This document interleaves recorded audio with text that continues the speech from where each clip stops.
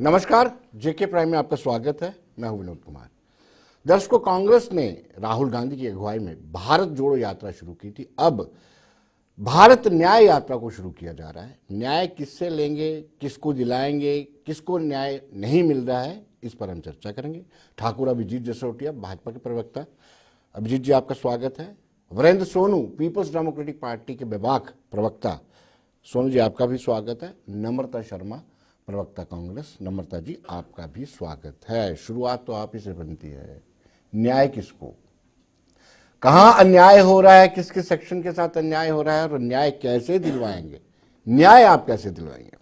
देखिए, कांग्रेस वो पार्टी है जिसने भारत छोड़ो यात्रा शुरू करी थी। अंग्रेजों भारत छोड़ो, भारत छोड़ो से हमने भारत जोड़ो किया।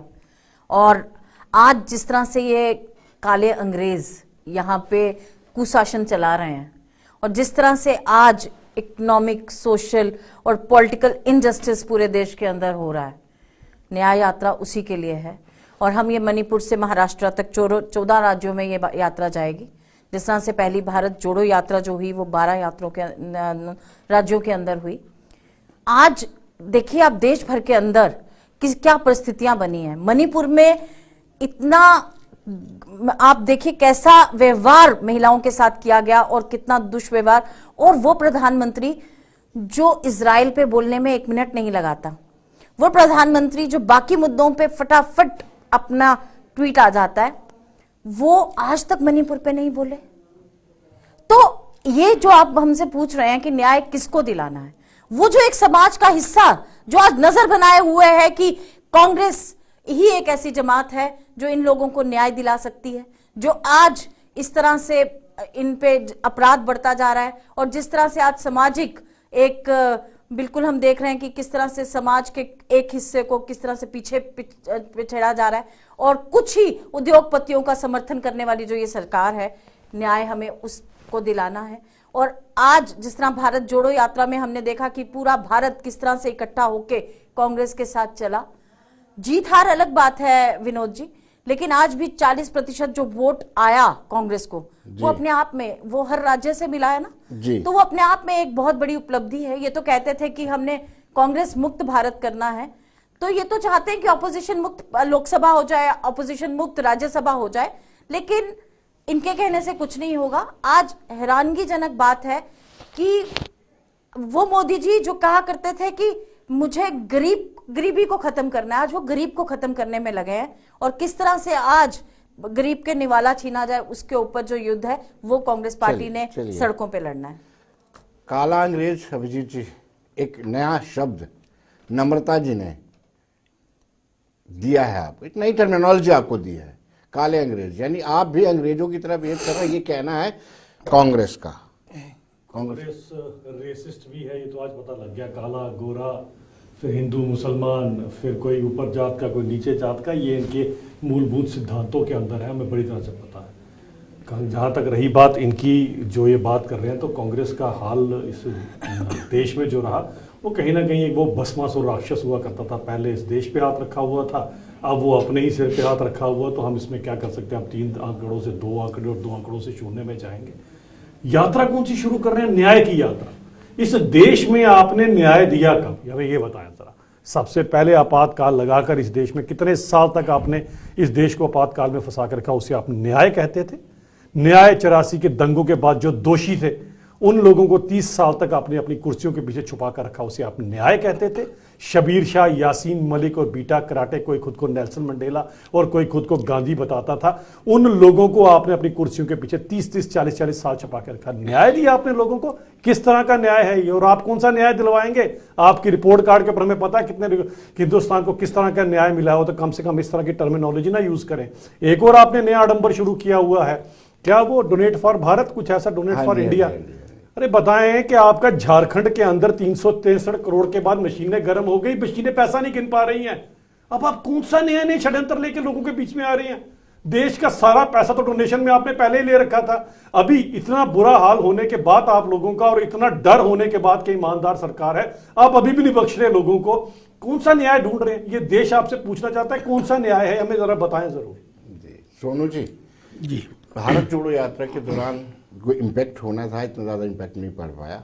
अब बिल्कुल नजदीक है लोकसभा के चुनाव। मुझे लगता है कि फेब एंडिंग या मार्च के स्टार्टिंग में ही ये मॉडल कोड ऑफ कंडक्ट लग जाएगा, तो क्या इस यात्रा का इम्पैक्ट रहेगा? देखिए ऐसे है विनोद जी कि हम सब एक पॉलिटिकल सिस्टम है और डेमोक्रेटिक सेटअप में हैं, तो हर एक पॉलिटिकल पार्टी को पूरी आज़ादी है, उनके लीडर को वो कोई यात्रा कर सकते हैं, कोई पब्लिक रैली को किसी तरह से मास कॉन्टैक्ट प्रोग्राम जो है उसी तरह से है। लेकिन यहाँ तक आपने भारत जोड़ो यात्रा की बात की, हमने देखा जब भारत जोड़ो यात्रा राहुल गांधी जी ने निकाली थी तो जहां जहां से वो यात्रा गुजरी जिस स्टेट से, वहां पर एक उत्साह जरूर था। मैं ये नहीं कहूंगा कि सिर्फ कांग्रेस पार्टी के, और भी बहुत सारी अपोजिशन पार्टियों के लोगों ने उनको वेलकम किया था। उन्होंने कहा था कि उनका शायद उस वक्त नारा था नफरत हटाओ और देश बचाओ, शायद भारत जोड़ो यात्रा उन्होंने की थी। अच्छी बात है देश को जोड़ने की, अगर पहल बीजेपी भी वैसी कोई यात्रा शहर में मोहब्बत की दुकान खोलने का अच्छी बात है। अगर उनका ये सोच है तो मैं कहता हूं सबको करनी चाहिए कि नफरत से कोई मसला हल नहीं होता। लेकिन आज वो न्याय यात्रा निकालने जा रहे हैं तो ठीक है, उनको हक है पार्टी के लिए अपने के लिए काम करना, अपनी पार्टी की बात करनी। लेकिन मैं ये जरूर कहना चाहता हूं कि आज जिस तरह से देश में खासतौर जम्मू कश्मीर अगर मैं बात करूं, भाई वाकया में बहुत सारे लोगों के साथ न्याय नहीं हो रहा, इसमें कोई शक वाली बात नहीं। अपोजिशन जो कह रही है, अपोजिशन भी लोकतंत्र का हिस्सा, वो भी एक सरकार का ही हिस्सा है। अब मैं नम्रता जी ने जैसे कहा कि पार्लियामेंट में जो हुआ, भाई अपोजिशन के एमएलए को एमपी को आप निकाल देते हैं कि वो सवाल पूछते हैं सरकार से, ठीक है 141 मतलब अपोजिशन मुक्त ही पार्लियामेंट हो गया। लेकिन एक बात जरूर है, मैंने पिछली डिबेट में भी कहा था, आज भी कहा है कि जब पार्लियामेंट के अंदर वहां पर स्पीकर साहब के सामने कोई भी जीता मेंबर पार्लियामेंट जो है वो दूसरे एमपी को धर्म विशेष के नाम से कटाक्ष करता है, तो एक्शन उस पर भी करना चाहिए, न्याय उस पर भी मिलना चाहिए। आपको आप समझ रहे होंगे मैं किसकी बात कर रहा हूं। बिल्कुल बिल्कुल, आपने उनको छोड़ दिया जिन्होंने पास दिया था, उन पे भी एक्शन होना चाहिए। मैं आ रहा हूं आस्ता आस्ता उन पे। अगर ये पास कांग्रेस के एमपी से चला गया होता या अपोजिशन के एमपी से चला गया होता तो शायद बीजेपी ऐसी सड़कों पर होती, इनके खिलाफ कार्रवाई, मेरा ख्याल इस वक्त तक शायद उनकी मेंबरशिप रद्द हो चुकी होती। लेकिन भाई हम ये कहते हैं कि अगर कोई दोषी है उसको पार्टी विशेष से नहीं जोड़ना चाहिए।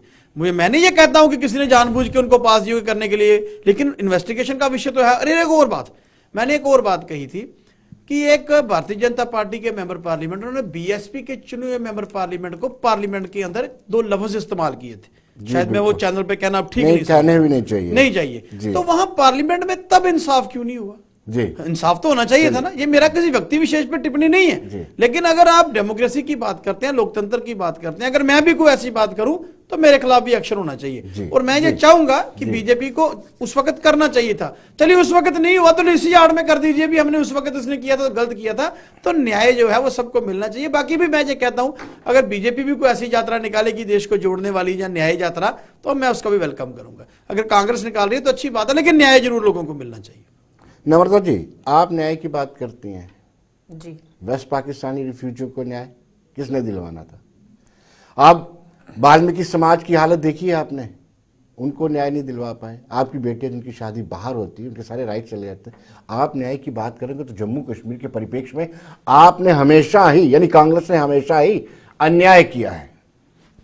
कांग्रेस ने अन्याय किया है तो देश आज इस तरह से जुड़ा ना होता। आज जो भारत का अभिन्न अंग जम्मू कश्मीर है, ये कांग्रेस, मुझे लगता है उसमें एक अहम भूमिका है कांग्रेस की।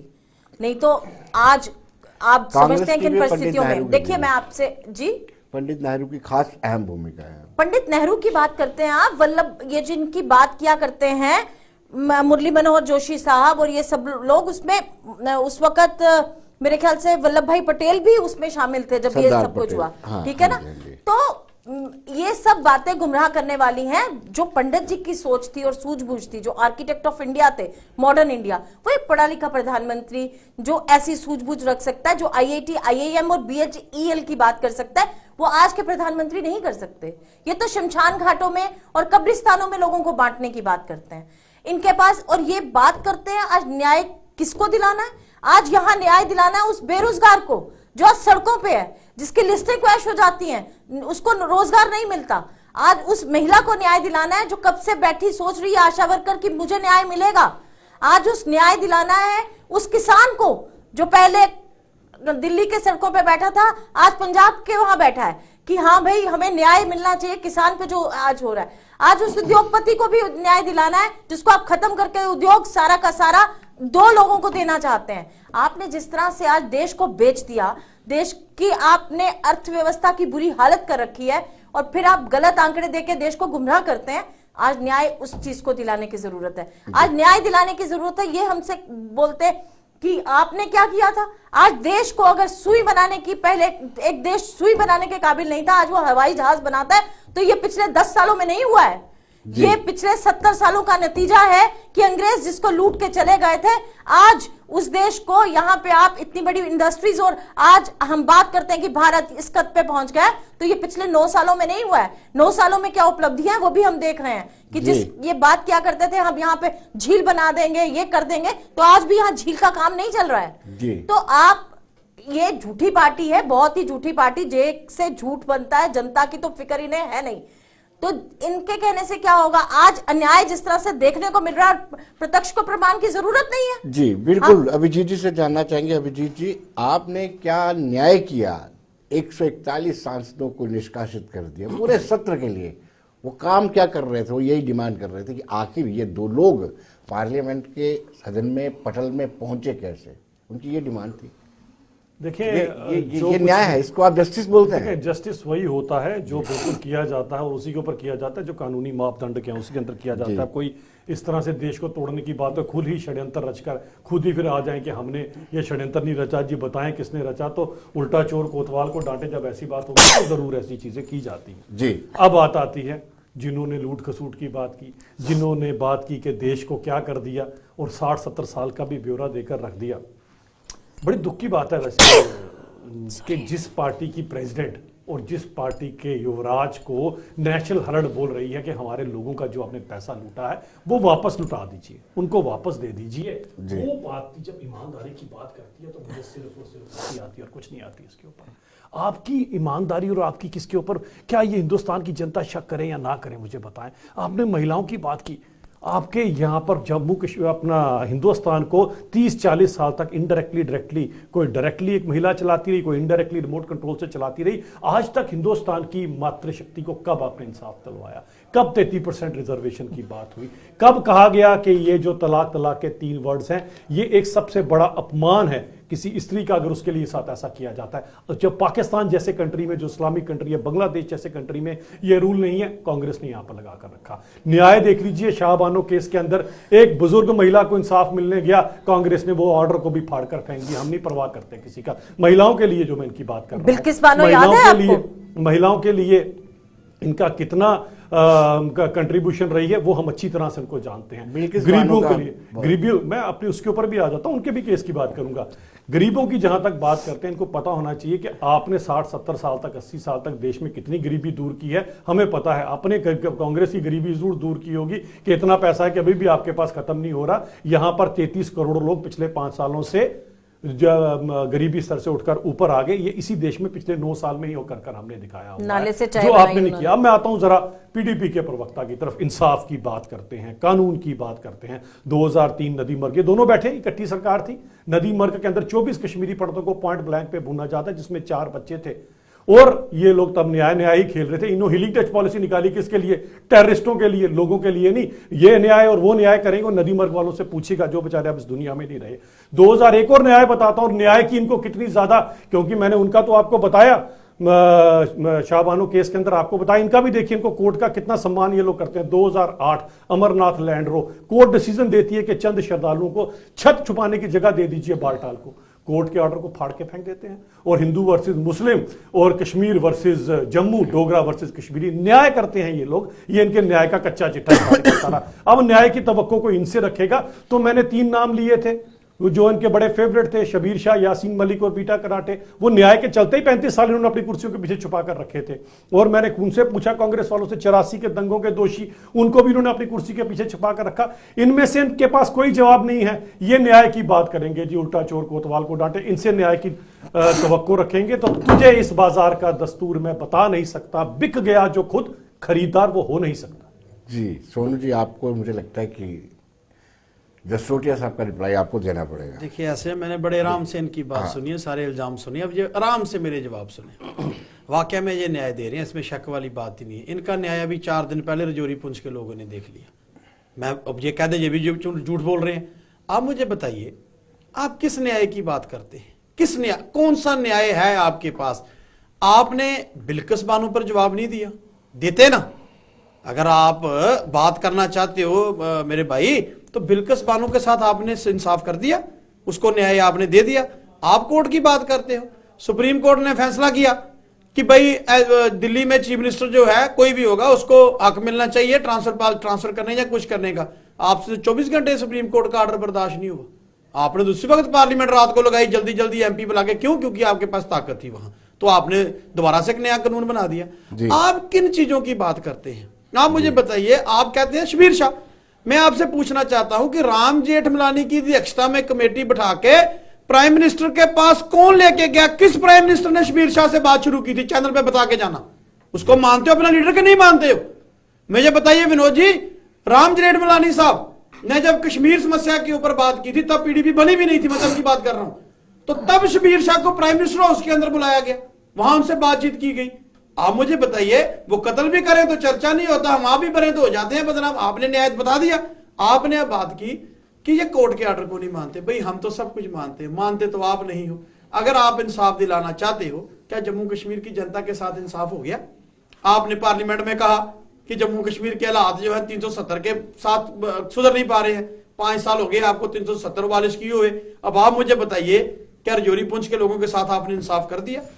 आपकी जो सियासत है, आपका जो चलना फिरना काम है, आप मंदिर मस्जिद की बात करते हैं, आप हिंदू मुस्लिम की, ये तो सारी जनता जानती है कि कौन किसको कहां इस्तेमाल करना चाहता है। और एक बार मैं आपको इनसे कहना चाहता हूं, जो भी मेरे भाई ने बात की है, भाई अगर आपने न्याय दिया होता, अगर आपने कुछ किया होता, तो मेरा ख्याल है कि आपको कहने की जरूरत नहीं पड़ती। आपने इल्जाम लगाए, मैंने उनका जवाब दिया। मैंने बिल्किस बानो पूछा जो उसका जवाब नहीं दे पाएंगे, कभी नहीं दे पाएंगे। मैं सुनिए, आगे सुनिए, अगले उससे मैं आगे भी आपसे कहना चाहता हूं, भाई इंसाफ आपने देश की जनता के साथ करना था। आपने 2 करोड़ नौकरियों का वादा किया हर साल, वो आप दे नहीं पाए। आपने 15 लाख रुपया लोगों के अकाउंट में आने का वादा किया, आप दे नहीं पाए। आप कहते हो हमने गरीबी ठीक की। मुझे आप बताइए, आप अभी भी 5 सुन लीजिए, पहले सुन लीजिए, पहले मेरा सवाल तो सुन लीजिए, मैं जवाब दे देना ना। सुन लीजिए, आपने कहा कि हम 5 किलो राशन हर आदमी को फ्री देंगे हर महीने, इसको इतने दिन तक एक्सटेंड करते। इसका मतलब यह है कि आपके राज में लोग और गरीब हुए हैं, वो अपना जीवन जो है वो असर बसर गुजर नहीं कर पा रहे। ये आपको मानना पड़ेगा। और मैं बहुत सारी बातें हैं, तो टाइम की कमी है, लेकिन टाइम की कमी है। नम्रता से जानना चाहूंगा, आपने इंसाफ महाराजा हरि सिंह को नहीं दिया जिसने विलय किया था जम्मू कश्मीर का? उसी पे आने वाला था। हमने उसको इंसाफ दे देते, फिर न्याय यात्रा निकाल लेते, हम भी खुश होते, आप भी खुश। हमने उनके साथ कौन सी बेइंसाफी कर दी? हमने क्या न्याय नहीं किया? आप मुझे बताइए ना। उन्हीं के पुत्र हैं करण सिंह जी, जो कांग्रेस में हैं, तो हमने कहा न्याय किया उनके साथ? उन्होंने विलय करवाया और विलय करा के वो मुंबई चले गए, तो हमने क्या बेइंसाफी करी उनके साथ? आप मुझे बता दीजिए। वापस आने ही नहीं दिया गया। अच्छा, सच्चाई। तो फिर उनके पुत्र कांग्रेस में रहे जी। देखिए, उनके दूसरे पुत्र भी विक्रमादित्य जी भी अभी तक कांग्रेस में थे जी। अभी उन्होंने रिसेंटली छोड़ी, जब उनके ब्रदर इन लॉ ने छोड़ दी पार्टी जी। तो मैं आज, आप जो बेइंसाफी की बात कर रहे हैं ना जी, चीफ जस्टिस सुप्रीम कोर्ट के जज अभी जो पीछे रिटायर हुए थे, उन्होंने इतने गंभीर आरोप भारतीय जनता पार्टी पे लगाए। उसने कहा अगर आज देश को खतरा है, देश की डेमोक्रेसी को खतरा है, तो आज बीजेपी से खतरा है। आज जिस तरह से सारी एजेंसीज को हाईजैक किया जा रहा है, तो मुझे डर है कि ये जो आज देश है वो बिल्कुल सेफ हैंड्स के अंदर नहीं है।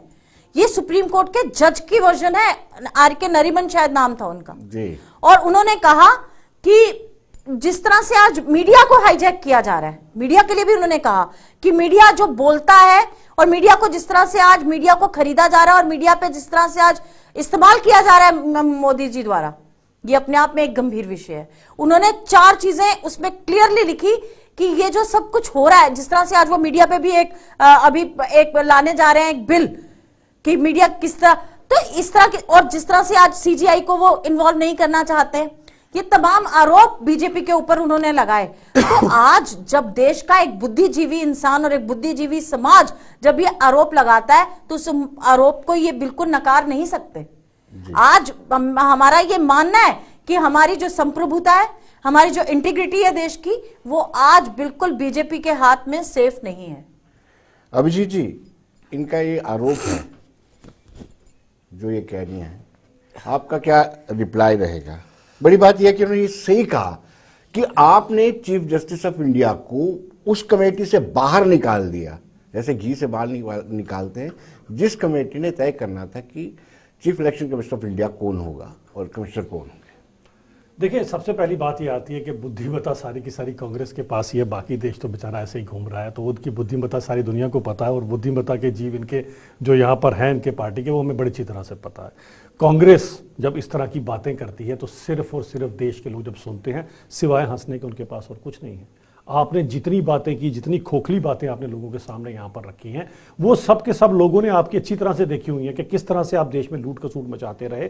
और मैंने आपको ये पूछा, आपको ईडी से बड़ी परेशानी है, आपको सीबीआई सीआईडी से बड़ी परेशानी है। मुझे एक बात बताएं, ईडी के होने के बावजूद भी आप 363 करोड़ रुपया, और झारखंड जैसे बीमारू राज्य में आप लोग अभी बाज नहीं आ रहे हो। आपने तब क्या किया होगा देश का हाल? सोचने वाली बात है कि क्या, कहां से आपने इस देश को कहां से कहां पहुंचाया होगा। ये जरा बड़ा गंभीर विषय है इसके अंदर। दूसरी बात जो ये पीडीपी वालों की अगर मैं करूं, 80 करोड़ लोगों को वाकई में मुफ्त राशन दिया जा रहा है जनाब। और 80 करोड़ में मुफ्त राशन देने का मतलब ये नहीं है कि आप कहोगे कि देश के अंदर कोई इंसान गरीब है या कुछ है। जो गरीब हैं देश के लोग, उनको ऊपर भी उठाया जा रहा है। और आंकड़े हैं 10% की पॉपुलेशन जनाब, 10% की, यानी कि 33 करोड़ लोग। अगर कांग्रेस ने 60-70 साल जिसने राज किया, डिवाइडेड बाई 5 करोगे तो 12-13 होते हैं, यानी कि 12-13 को करोगे तो 110% की गुर्बत, यानी कि हिंदुस्तान से पूरी गुर्बत में दूर हो जाती। जो आपकी सहयोगी पार्टी, अगर वो हर 5 साल बाद 33 करोड़ लोगों को गरीबी से बाहर निकालते रहते।